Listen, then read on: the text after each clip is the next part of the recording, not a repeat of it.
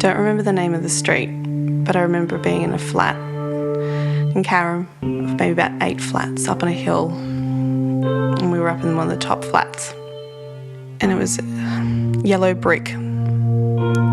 We weren't right on the beach, but it would take a little while for us to get to the water and to the little town, the shops. And there being a library at the shops, and there was a Thomas the Tank Engine there. I remember the driveway being very steep. I remember running down the driveway with an apple in my hand because I used to hate having to take that first bite. So I'd always go and make my dad, what I called it, start my apple. So he'd have the first bite because it was easier to bite into, and it wasn't as bitter after that, I thought, and then walk all the way back up the hill to go inside. My dad was a big fisherman. I remember the car always being filled with fishing rods. I remember sitting in my booster seat trying to avoid being hit by sinkers that would swing back and forth. We'd gone for a drive and come back, and Dad wanted to get one last fish in. So we drove over the Patterson River. Dad decided that he'd throw in his line off the wharf there. It was freezing cold and the sun was just setting.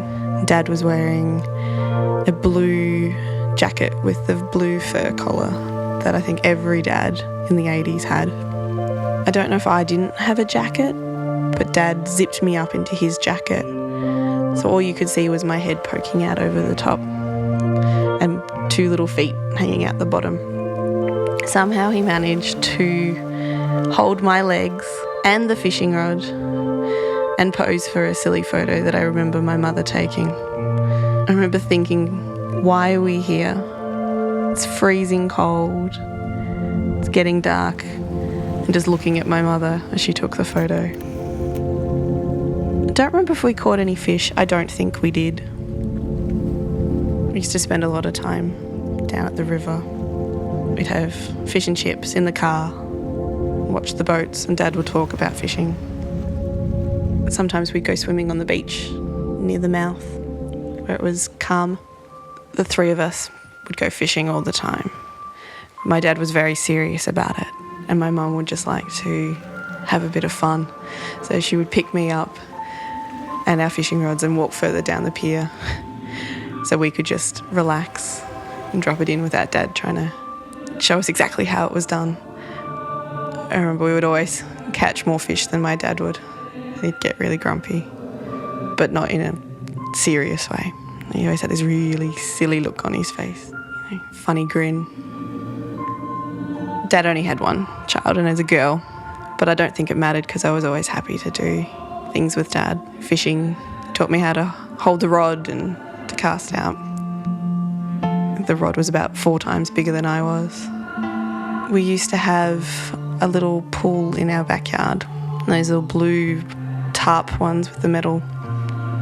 And I remember having a friend that would come around, I think her name was Naomi, and we would play for hours in this little pool.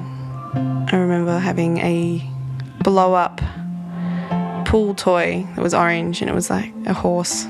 It came in 3 parts, but each year a part would get a hole in it, so it would go from being a whole horse to like the head and the body, and then just the head. Not that we ever floated around because there was only about an inch of water in the pool. I had this friend who I knew from as long as I can remember. Her name was Belinda, and she had the most beautiful blue eyes you've ever seen. Long eyelashes. And I even remember thinking this when I was really little. She was also an only child, and her parents were old hippies. Her dad was an artist, and we would go over to her house and play in her dress-ups. And we would go to playgroup and play in dress-ups. I would always dress up like a princess or something very girly, and she would find the most strange combination of clothes. And they didn't even have to be clothes. She'd wear scarves wrapped around her head, odd shoes. She had a dog called Toto, and we used to walk this dog down in the wetlands around Carrum. It was a sausage dog.